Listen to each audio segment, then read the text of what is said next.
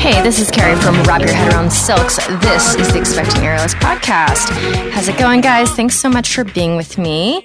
Before we get started, check the show notes for my website. We've got lots of free resources for you guys, including a mini course that's free and then also a flagship course. So if you guys are in the market for an online course, beginner to intermediate, all of the 101s, it's there for you. You can go check it out. And yeah, I'd love to have you as a student. All right. So today we have Mary Hartman. She is from Michigan here in the States and in digital marketing. And we talk all about hypertonic pelvic floor. She had her kid and had a really, really tough vaginal delivery and is now kind of dealing with the after effects, the long-term effects of having a too tight pelvic floor and all these things that come with it. It's so intriguing, so interesting. And she really opens up and shares about this. It's really important, though, because hypertonic pelvic floor is so common in our population. So really important to learn about it. Let's get started. Yeah, my name is Mary Hartman, and I live in Ann Arbor, Michigan, which is the town where U of M is, University of Michigan. So kind of an offshoot of the Detroit area in southeast Michigan. And yeah, what else? What else about me? Yeah, what do you do for a living? Yeah, I work as a marketing director. And I know most of the people on your show, like a lot of them are professional aerialists, but I'm just a wee little amateur aerialist. No, it's a half and half. It's fully 50%, I think. Yeah. Oh, yeah. Yeah. And your family, tell me a little bit about your family and a little bit about your aerial practice. Yes. So I am the mother to a wonderful pandemic. I guess he's not a baby anymore. Pandemic toddler. I had him February of 2020. So I got in right before lockdowns happened. Yeah. Which was very, very interesting. We were all cocooned up after we had him. We were, newborn cocoon, just staying home. And then we were just ready to go out. And then the pandemic hit. So it was definitely not really the newborn experience that I wanted, but life happens. So I started my aerial practice in 2018. And I just thought, I think I'd moved to Ann Arbor not that long before. And I found an aerialist gym, which is Ann Arbor Aviary, which is a really terrific gym out here in Michigan. And I was just curious because I was always one of those kids that really enjoyed, like hanging off the monkey bars. But I had essentially, when I started, no upper body strength, like at all. I was mostly just a runner before I became an aerialist. So it was a huge change in, and just like my physical discipline. It was just a really big, different thing that I was trying. You only started aerial 2 years before you got pregnant. Mm-hmm. Yep. Okay. So that's interesting because most of the ladies that I talk to, they have like a really like entrenched aerial practice before they get pregnant or not at all. Mm-hmm. They've started their aerial practice way, like after the child. Mm-hmm. So you only had about 2 years in. Upper body strength was like really hard to build. How about your like ab strength before baby? Yeah, before my aerial practice, I dedicated so much time to running, but I also did a lot of yoga. Yeah, basically my whole athletic career would be about 10 years of running, like 6 half marathons. And then I'd practiced yoga for about 10 years before I started aerial. So my flexibility was really on point, and my core strength came from yoga as well. But yeah, it was definitely starting from square one with upper body strength as a whole, because I didn't even have that much ab strength or arm strength or upper body strength from yoga. I wasn't one of those handstanding yoga people. I was just, doing the super basic vinyasa stuff and having the endurance and the flexibility. And I'm 36 now. So I'm a late in life athletic person, though. I didn't do any high school sports. I didn't do any college sports. Everything has been very just me like committing to different pursuits on my own. And I think that's also a differentiator for me too, is I start very, very late in almost everything I try. Before the training piece, is there anything about the pregnancy or your postpartum that stands out to you? Postpartum, it was a very big struggle for me. I basically have it's called a hypertonic pelvic floor, which means my pelvic floor is very, very tight. Yeah, me too. Me too. I think it's very common in aerialists and in dancers for sure to have that. So it was a very big, it's had an impact on my training. I think it'll have an impact on my training forever because I've had to learn how to relax myself more, and flexibility really saved me. I told my flexibility coach at one point when I was trying to recover from pelvic floor and just trying to ease the pain away, that like I could have never yogaed my way out of this, like contortion training and active flexibility. It made such a huge difference in just being able to loosen that up. So what were your symptoms from the hypertonic? Like, what did it feel like? What were the problems? What did it create for you? Yeah. So I had a very complex birth. So there are pieces of it that were definitely, just some medical trauma and a 4th degree tear. And it just a cascade of interventions. And so I think a big piece of that was healing from my tear, which it was tricky during the pandemic. It was very hard to get an appointment with a PT, like in a pelvic floor physical therapist. So I let it go for a really long time. And it was. I gave myself a lot of time for my body to get very confused about what was going on. So it was really tricky in that way. It's just isolating and trying to find the right YouTube video to fix this. And I can't emphasize enough how important it is, especially for someone with a tight pelvic floor, to seek an actual professional. Because I was trying to do, the Kegels and all of that kind of stuff. The minute I went into my pelvic floor PT, she told me, like, no, you're banned from doing Kegels. You cannot do any Kegels. I will not let you do Kegels for, and it was at least a couple months. She completely banned me from doing any kind of Kegel exercises. So were you so tight that she had to, did you have to have the manual massage, or was it enough just to do the breathing work? The breath work helps, but I would not have recovered without manual massage. Okay. So that's, obviously that's so hard without an in-person exactly. PT. Yeah. They have to do it themselves. And teach you how to do it yourself. Yeah. And teach you how to do it yourself. So does that mean like sex was incredibly painful? Oh, yeah. Yeah. Actually, I'm still trying to figure out how to make a tampon work. And how old is your kid now? He's 2.5. Yeah. Oh, okay. Wow. Yeah. So I did not have hypertonic pelvic floor like you did. Yeah. Mine is very, very severe. Yeah. Yep. And you had obviously a vaginal birth, and it's more about how your pelvic floor reacted afterwards. Mm-hmm. Yeah. Did you have a hypertonic pelvic floor previous to that? I did not. Probably. Mm-hmm. Probably? No. Okay. At least not that I knew of. Okay. Yeah. Yeah. And that's a hard thing too, is, when people don't talk about it, It's hard to Yeah. know, until something goes wrong, or something frustrates it further.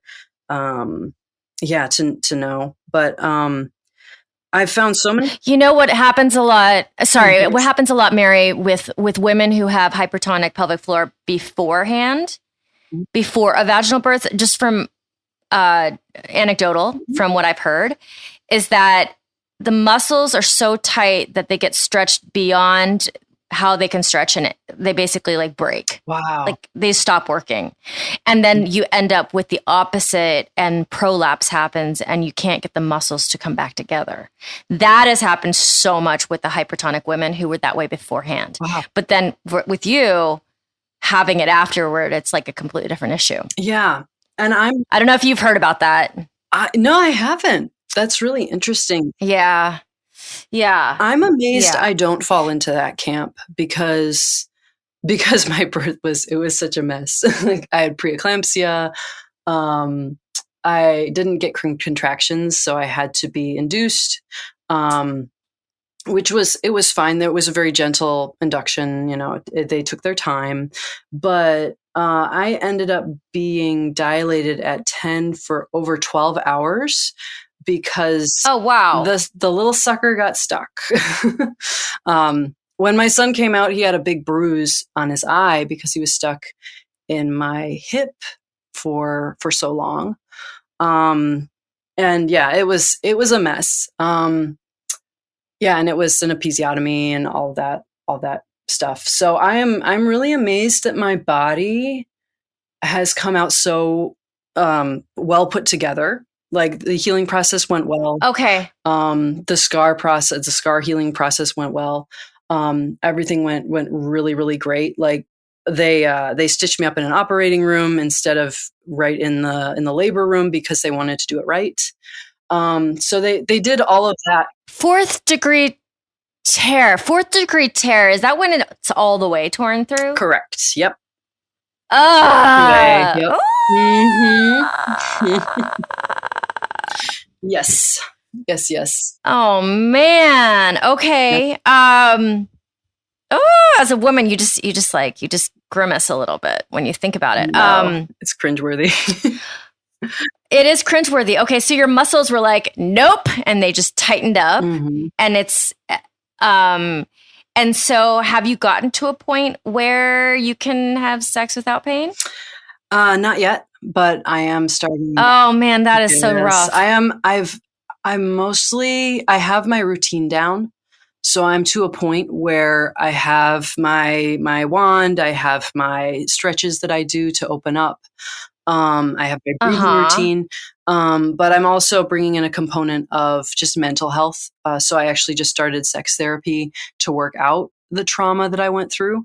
And I think that's also a really important thing. If your labor does just completely go sideways, is to not just get your physical health looked at, but also your mental health. Depending on sexual or birth trauma is so interesting to me because it doesn't really matter exactly what happens. What really matters is if you feel like you've had control or that you have consent over what happened to your body. And so even if I had a labor that wasn't, a horror show, yeah, it's that element of consent that wasn't there. They didn't ask me if they didn't inform me they were going to give me an episiotomy before I got an episiotomy. They have to cut. Yeah, they gave me the cut to get my son out. It had been so long. It was a vacuum cyst as well. Yeah. And that creates pelvic floor issues too. Mm-hmm. Yep. Yeah, so it was the whole thing. But because it was too late, did they ever consider a C-section like halfway through, or was it beyond that point? Yeah. If I could go back, I would have just done a C-section, especially considering, right. I mean, I've gone through, pelvic floor therapy. I've graduated from it. I have my routine. I have, my pain management techniques. But essentially, I will have this pain. This pain will not really go away. So I think when I went in, I think I was like many women where you want the all natural birth, you want a vaginal birth, you have this wish list.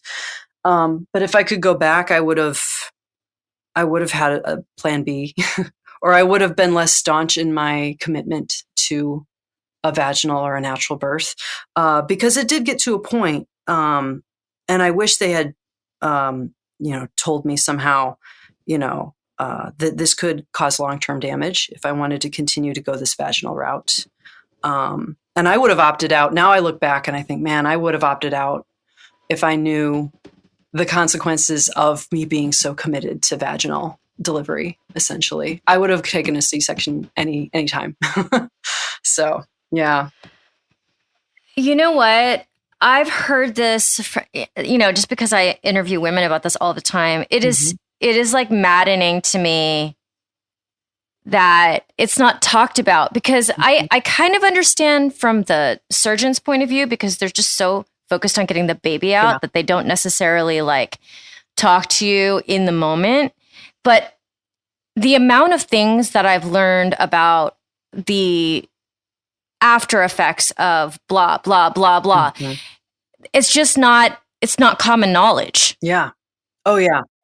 And it does remind me of like when I was pregnant and I took the Lamaze classes or whatever. And there was so much focus on, safety of the baby and, making sure that the baby would be, okay.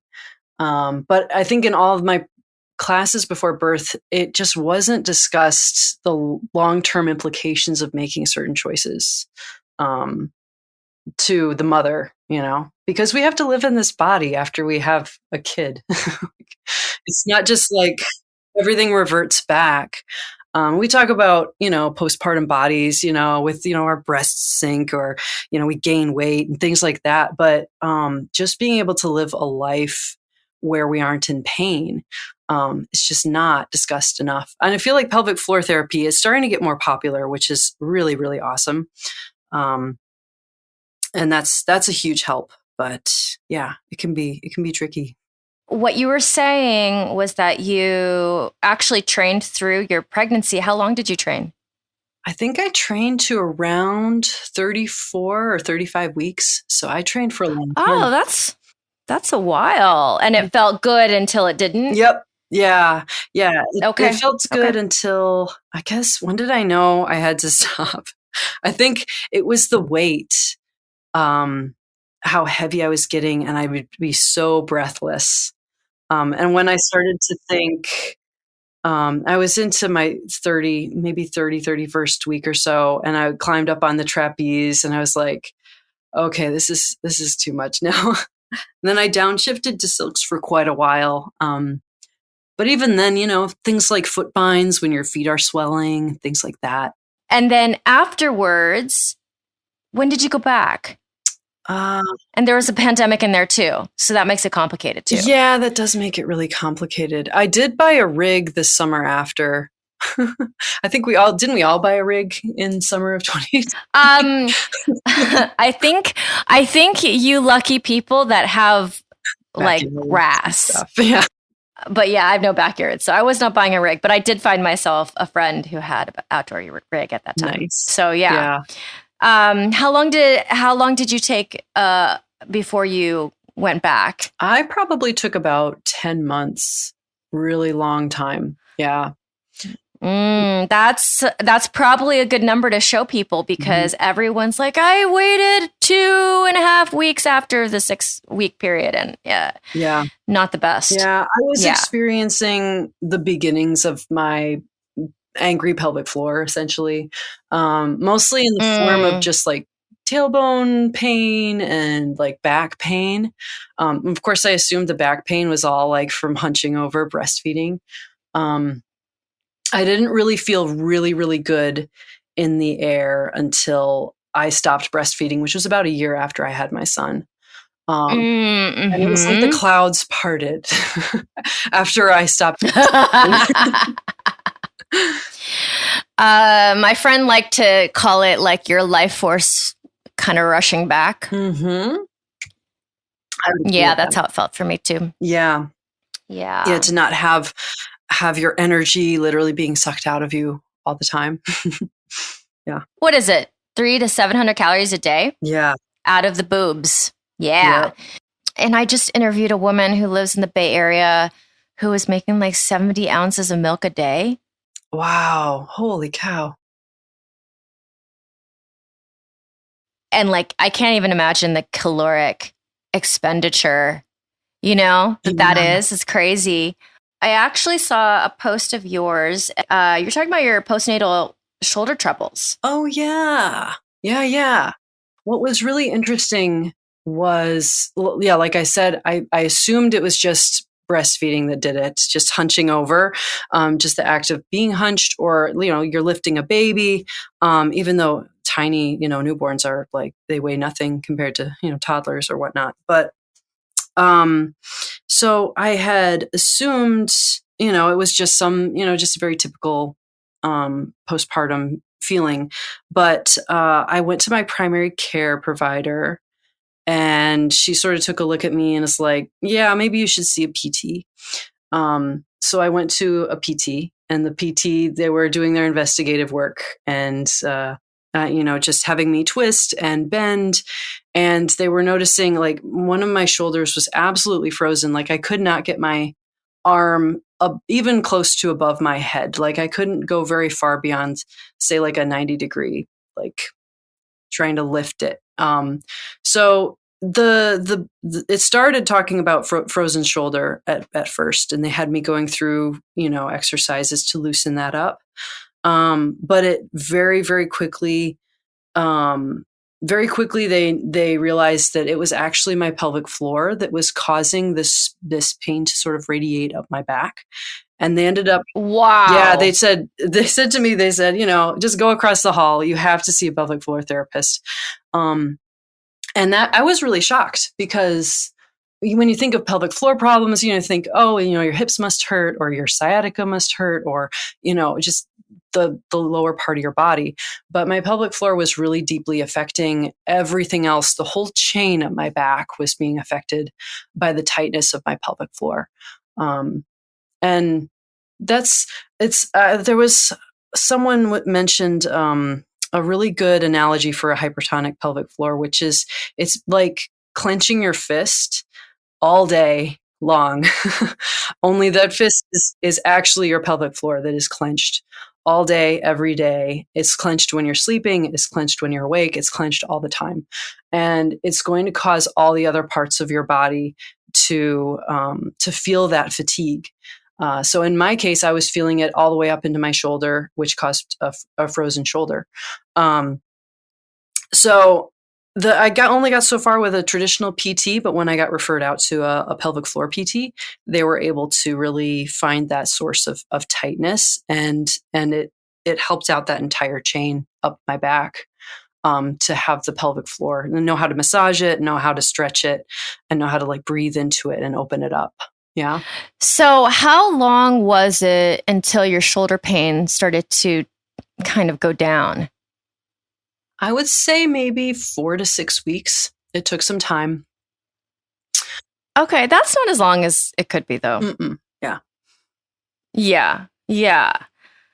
Oh, my goodness.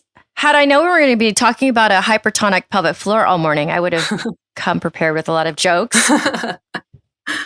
No worries. I should have them in my back pocket. I have a podcast about aerialists and pregnancy. Like that should be like the baseline of my preparedness. Yeah, that really, really sucks. Okay, so I've never told the story in here because I keep on forgetting. So I have a really tight body generally. Like I can't strength train and put on muscle and end up with watery, beautiful muscles. Like that is not how my DNA goes. So I train moderately hard, and then I tighten up to the point where I can't train for like a couple weeks. Like, well, like the muscles are contracted and they don't go back. They have to be massaged and rolled and blah, blah, blah, and rested, and then I can go back. So like, I can't train that hard. Like I have to train to a certain amount and then go do the maintenance. So when I went in and my water broke, and I went in, and a friend of mine was like, just get the epidural right away. And so I did, because I wasn't trying to have no medicine, nothing. So they gave it to me pretty early on.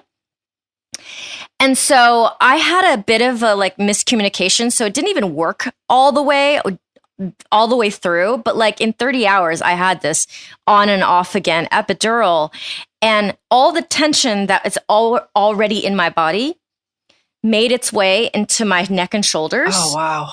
And I spasmed in my neck and shoulders. Whoa, wild. So badly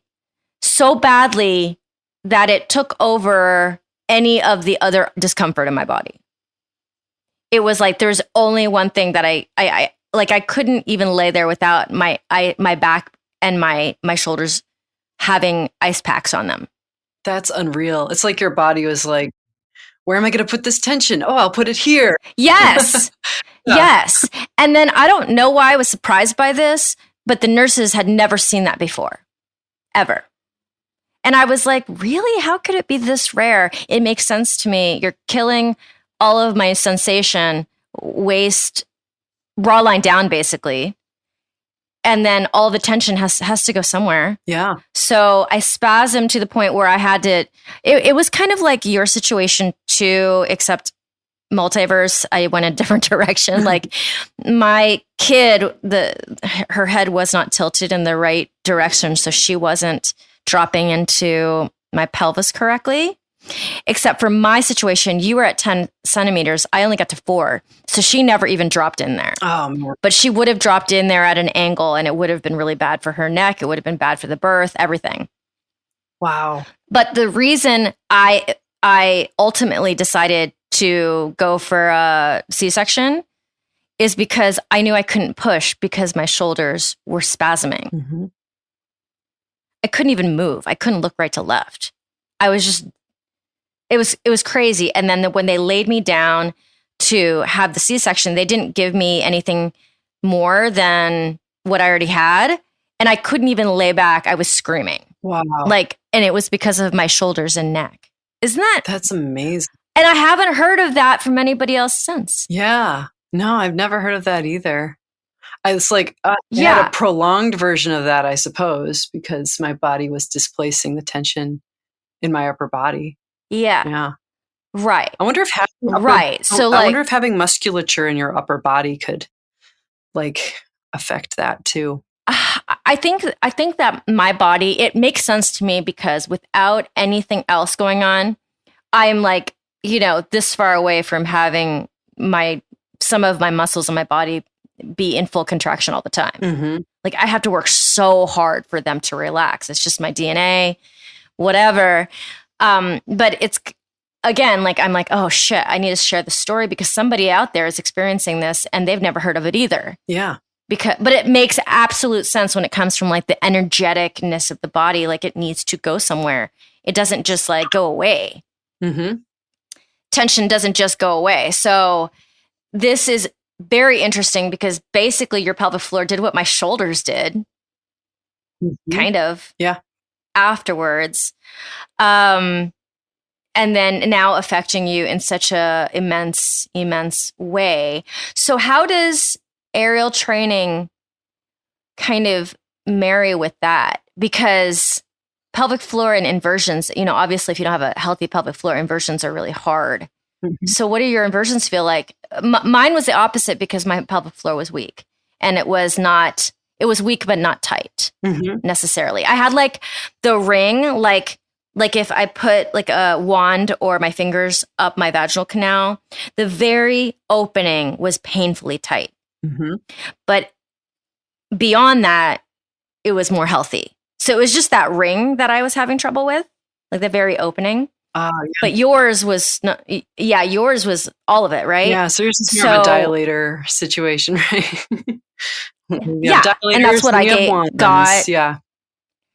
Oh, is that the difference between the two tools? Yeah, dilators will help. It's almost like I hate to say it, it's like a butt plug for your for your vagina, where it goes in just the shortest opening, because that's the primary part where your experiencing discomfort. Okay.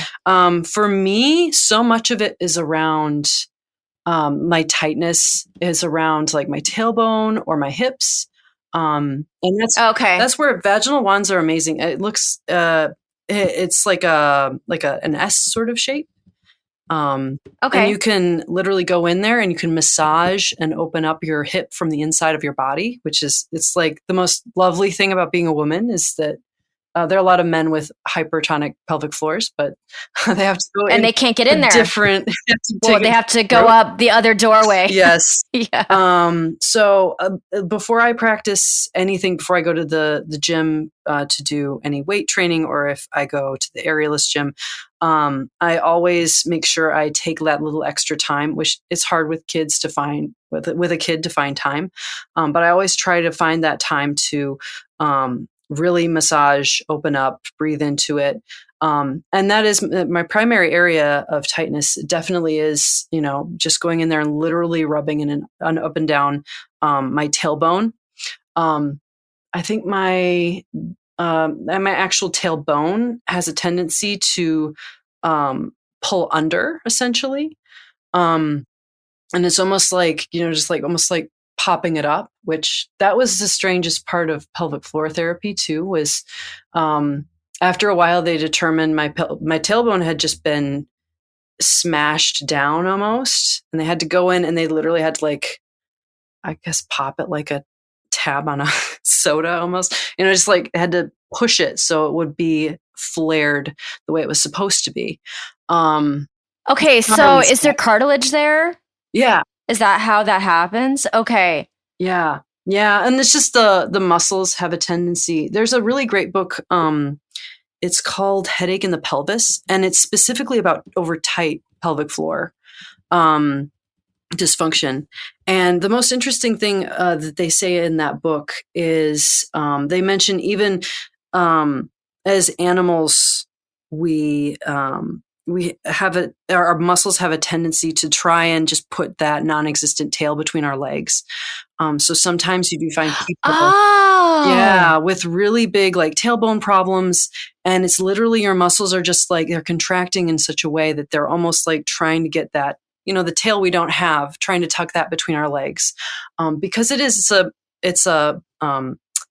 bodily reaction, but it's such a mental reaction. It's such a physiological thing to want to, you're trying to lock it down. You're trying to tuck yourself in from the inside of your body. Yeah.